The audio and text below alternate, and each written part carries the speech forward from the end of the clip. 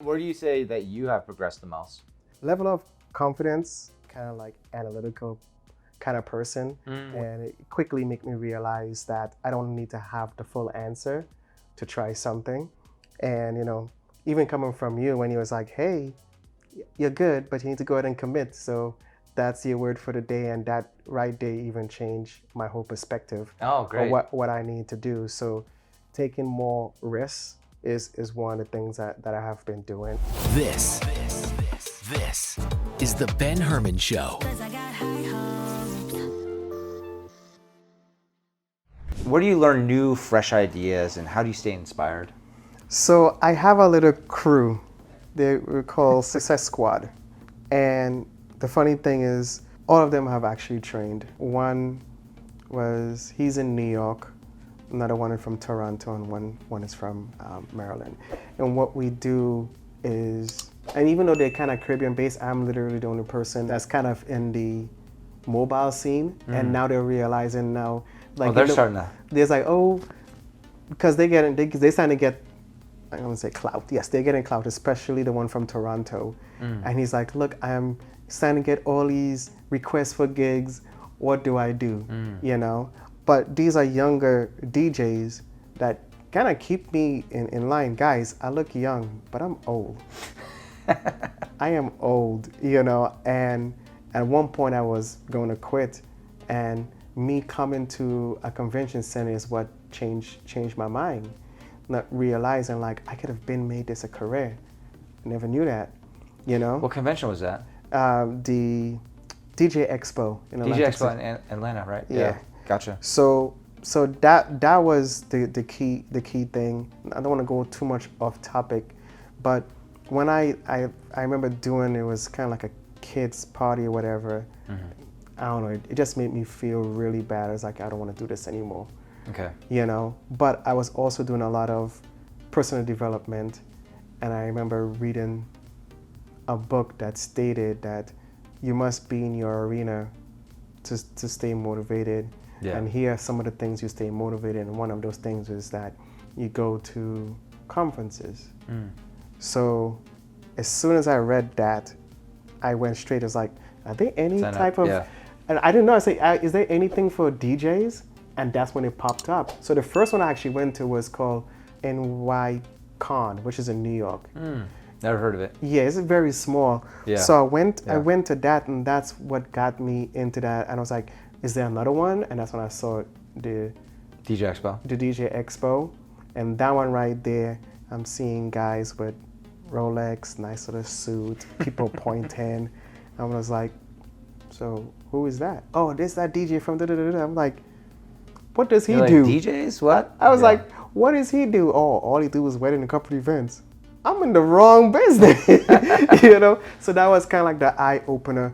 But from that, I joined this DJ coalition called the Fleet DJs, which was very inspirational. But they are kind of stuck on one genre, even though group-wise, they had a bunch of different groups. They had business groups, they had female DJ group, they had turntablists. Like, you could join all these other groups. They had the Caribbean group and stuff like that. So you have all these groups, but every week when we meet, we're getting the chance to meet all of these like unsigned artists, and even artists that haven't been out in a while. In a sense, but they were all hip hop and R&B. There wasn't anyone else out of that. And I was like, hey guys, do you guys? He's like, yeah, okay, well, here's some artists, and it's like you don't see them on there.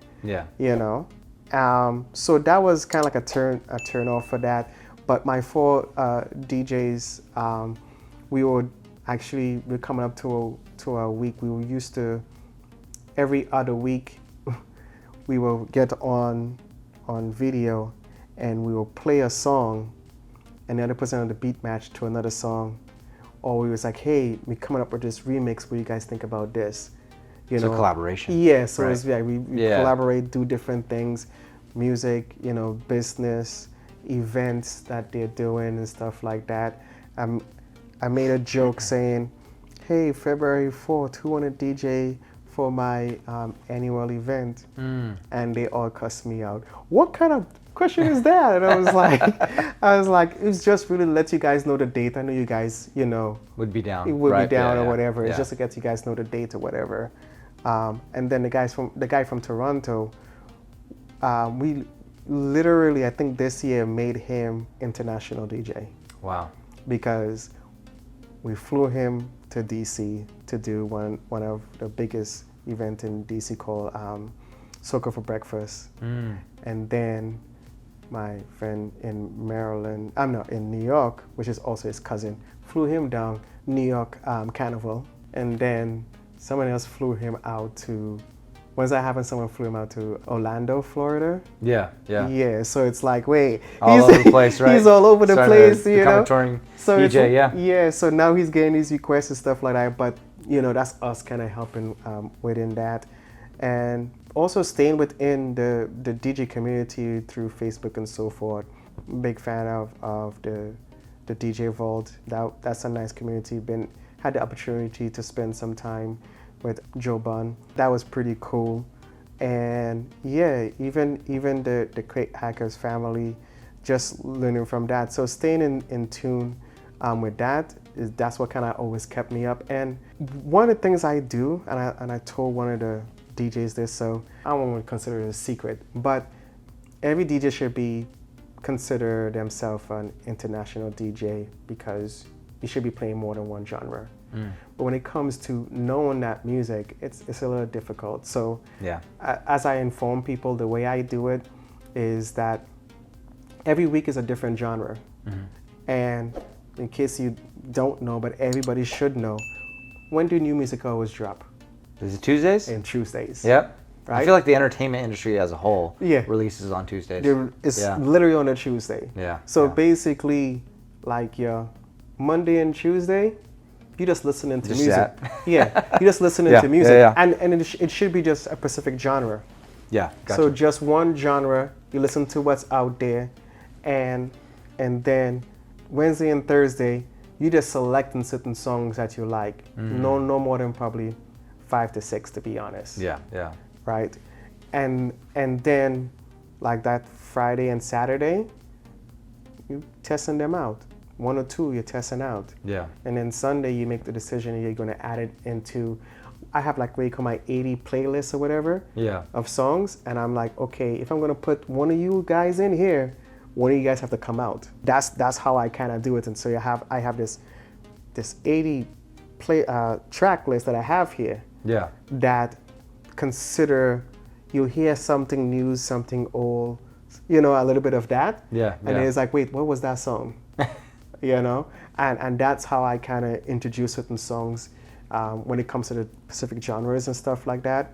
And yeah, so that's how I do it. So every week I rotate what genre I listen to. Yeah. It reminds me of what comedians do. Yeah. So when they go on tour, they test out new material. Yeah. And they see if it gets laughs or not. Yeah, And yeah. the ones that don't, they scrap. Right. And they'll rewrite new jokes and try to test those out. And they keep the ones that are great. Correct. And so over time, they start building up this arsenal of jokes that they know is going to crush every Yeah. single time, right? Right. Same with music. It's like you give it a try, you break it into the crowd, right? See how they respond, and you go, that one didn't really go that well. Right. I wouldn't say scrap it all together, right? Right. Maybe like a maybe later list, maybe it hasn't taken off just yet, right? Correct. Sometimes songs need to grow on people as well. Oh yeah, right? yeah. I've had this like, yo, there's a nice song played, and everybody like, what is this? And then 2 weeks later, like, Yeah, it's like, right. Really? You're like, I showed you this, like, Yeah. So Yeah. I'm not, as you said about materials and so forth, and Yeah. here is, sorry, this is a plug-in for Virtual DJ, but here is Virtual DJ comes in. So you know the, huge virtual DJ yeah, fan. huge. So the colors, you could choose your color and then the rating, right? So you know, Yeah. there's some people they like the colors and they like the rating. I was able just on one click to just choose. It would do that for me. Oh, so great. if I have red, it's a 5-star rating. Orange will be Oh, okay. a 4-star. So I have the visual color, and also if I need the rating on there. And so what I'll do if I hear a song and I feel like, oh, this song is a hot song, I'll put it on red. And when and that red mean like prime time, let's go, get it in. Yeah. And if I play that song and I notice they're not moving or whatever, I'll just click that one button and drop that rating down Gotcha. automatically. So that mean, okay, I'm gonna try it in the lukewarm, getting people going or whatever. Yeah. And if it works, it stays there until I realize it get popular, then I'll put it back up Ooh, again. love that. That's a great idea. Yeah. So it's as you see, but it could trickle down all the way down to pink. Once you see pink, that comes out from your library. Let's say that pink is a bad color. Yeah, I'm sorry. Or 1 star. There you go, one star. There you go. Yeah, let's do the 1 star. And so what I got from your answers is mainly, surround yourself around people that help lift you up as well, right? Definitely. So that are open to collaboration. Yeah. Right? Also to attend these industry events to get inspiration. I think that sounds like it's a really important thing workshops as well. too. Any kind of workshop you could be in, if it's local or not, and that's where those 2 things come in. DJ Volt and Craig Hackers, and there's some others, smaller ones and so forth. They have like weekly Meetups workshops and stuff like that. You could just jump on. Yeah. I don't care if it's for a few minutes. Even the YouTubers, they have their little weekly things. Lives or? Yeah, their lives and so forth. We have conversation. Oh, cool. The DJ network, they always have something during the week. Also, Terry Cleveland always has something during the week, and now Jay Book have something during the week. And it could be tech, it could be a new thing that they've been trying. So yeah, staying in tune is kind of crucial. Love that. Okay, cool. What is one of your most favorite quotes? The funny thing is that I have quotes, and sometimes I definitely, Thomas Edison, I didn't fail 1,000 ways. I found 1,000 ways didn't work. Yeah. Referring to the light bulb, right? Right. Yeah, that it took 1,000 tries and you figure out 999 ways that it didn't work to find out that one way that it does work. Yeah. So that I literally had that in my email signature. I had that at the bottom because when I first read that, it really stuck with me because I am a persistent kind of person. And when my wife gets on me sometime, I would literally, she's like, how can you sit there? And like I say, it beats me. I got to figure it out. Yeah, so I would stay crack there that code, right? for hours. And then even after I do that and I figure it out and I'm showing her, she's like, Larry, I'm just seeing numbers. I have no idea what you're talking about, Yeah. So yeah. That's a great one. I love that. That's an awesome quote. What about most impactful book that has really, inspired you or impacted your life? Oh man. So I'm not gonna lie to you. I'm not a average reader, right? But I wanted to change, and thank goodness in this day and age, you don't really have to read a book, but you can listen to a book. Listen to it, yeah. So when I was younger, the only book that I read from cover to cover, a book called "It Only Take a Minute to Change Your Life" by Willie Jolly. Okay. And he's a local artist in the DMV area. Oh, great. But that book right there was kind of like a eye opener. So every decision that you make is what's going to impact you in the future. Yeah. So your thoughts, everything like that. So if you take this minute to make that decision, that's what's going to impact you in the future. Yeah. Great moral of the story. Yeah. So it was really good, and it was something that I kind of lived by and stuff like that. But I didn't have that much guidance on how I should live my life. So I was trying to figure out how to. And the next impact book that sent me down a rabbit hole when it comes to like listening to books was the 4-Hour Work Week. Oh, okay. Man. Tim Ferriss. Yes. Yeah. That book right there. Yeah. Did you hire a bunch of VAs like? So here's this was one of the things he talked about, because I have a 9-to-5. Yeah. And he was like, my 9-to-5 at the time before the pandemic didn't offer work from home. Leave. Yeah. So I created my own. I literally created my own where I was able to get all of my work done within 3 hours, right? And I created a system in there that if anyone called me, I could get them their information within minutes. Yeah. Right? To the point I could call my boss. I was calling my boss and like, hey, I'm not coming in today, but if anyone need me, I could I could send you whatever you need. Yeah. Sure, And no they were problem. happy. Yeah. You know, and that's how at the time I got my little 2 days working from home before, you know, it was now implemented at my job. Yeah, yeah. You know, and that's what I was doing. I was able to always complete the task. And when I left that position, I didn't realize how much I was doing. But when I left the position, it took 3 people to do my job. And I was like, I don't know how I did it. so that's what I got from that book, Rich Dad Poor Dad. Definitely a classic. Yep, yep. And that's another rabbit hole you could go down with all of his books. Oh yeah, absolutely. And How to Win Friends and Influence People. Another one of A my Black favorites. Choice. Oh really? Yes. Okay. That, because there's a funny thing. I read that one first before the original because when I started it, it just wasn't working for me. So I ended up stopping, and I realized that sometime a book, when I'm reading a book or whatever, it may not be for me at that time. I may not be at that frequency, so I don't understand it. Yeah, yeah. So, you know, after reading A Black Choice, I end up going back, and it's like, oh, okay. So that's how I end up doing that, and that was very impactful also. Is it just a different edition of the book? Like, so it is different? Yeah. So there's also a Asian version of it too. Oh, there is? Yeah. How does it change the context? I'm assuming the message is still No, the same, the message, right? no. So here's the funny thing. Like, that was his plan, was to bring out, because each culture is different. Yeah. So, Yeah. so what happened is that the person who wrote The Black Choice was kind of reached out to them, and they sanctioned him to incorporate what he, you know, just the option between the two. Yeah, yeah. So, Gotcha. So yeah, it's have the same content, but it's now at a view of how that culture is. I see. That's the best way to do it. And I end up hearing about the Asian one because my wife was at a network event, and the person who wrote that was there.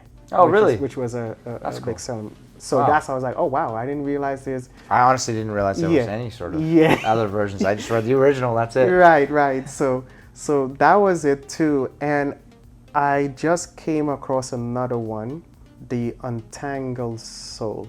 The Untangled Soul. Yeah. That book right there would kind of mess with your head, but in a good way, because it talks about allowing yourself to stop letting your roommate take over your life. Oh, okay. And your roommate is your thought. Your thoughts. You understand? Yeah. Your roommate is not there to take control. You're supposed to be just, because he was like, if you're concentrating on something, are you thinking? Yeah. No, so that means it could be turned off. You understand? I like that. So if once you start having those thoughts, you could stop it or just watch it. You just pay attention to it. Yeah. You know, don't act towards it, and it will slowly dissipate. The Almost sounds like a version of meditation. Right? Yes. More And like the funny, you're externally looking at your thoughts. right? exactly, Yeah. exactly. And even though the book didn't go into meditation, Yeah. you could know that that's one of the ways to do it. Yeah. And then the other thing too is us always having an open heart. Always keep your heart open. And even, for example, a car cuts you off and so forth, and you get that feeling or whatever, majority of the time we close our heart, you know, so we're tensing up. If you have an open heart, then all you're doing is just viewing what just happened. I see. Yeah. You understand? Yeah. And that's what you're talking about. Just view life. Don't take everything. Don't react. Don't always. Yeah. You don't have Yeah. to react and so forth, because do you see the tree reacting to, or is the tree just fruit leaf just kind of doing what it's supposed to be doing? Yeah. You know, like we don't even take in the beauty that we create. I love that. Yeah, that's great. Yeah, so it really, and it's something that I need, because I stay in my head all the time. I'm overwhelmed over time. I am like a little bit stressed and sometimes, and it's because I never had the ability to actually voice my opinion when I was young. You know, so I've had a lot of conversation in my head. Yeah. A lot, to the point you can see me mumbling. And it's like, talk. And when someone say talk, everything that was in my head disappears. This disappears, huh? You freeze up, then. Yeah. Yeah. Gotcha. You know, so it was a very powerful book. And that book, I literally like listened to that twice in a row. Wow. So it must have been great. Yeah. Yeah. Yeah. Untangled, right? Yeah. Gotcha. Entangled Soul. Those are the books that I've read. I mean, that have stand out. But in the last 4 or 5 years, I've read a lot of books. I think, so the first year I promised myself to read at least 6. The following year I did 12. Last year I did 24. And now this year I'm close to 30. 30. Yeah. It's almost like... Yeah. I was like... Yeah. Yeah, I was like Adding a jumping book around. per month, huh? Yeah. But this year, because of everything I was trying to do and so forth, the reading kind of slowed down. But it's something that I'm really trying to incorporate. Get back into. Yeah. Yeah. In the everyday.